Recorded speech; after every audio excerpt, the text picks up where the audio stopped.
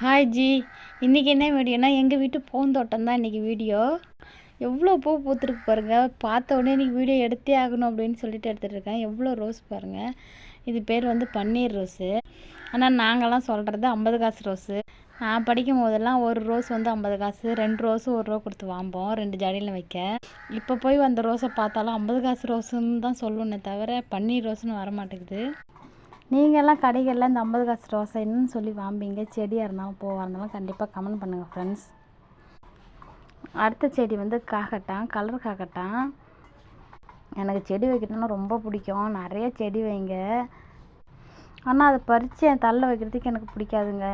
அது அழகாக இருக்குது. செடியில் இருந்தவங்க ரொம்ப அழகாக இருக்குது. அது பறித்து நம்ம அதை கட்டி தள்ள வச்சா உடனே வாடி போகுது. இதே நீங்கள் செடியிலே இருந்துட்டு பார்த்தா அது 3 நாள் 4 நாள் கூட அழகாக இருக்குது.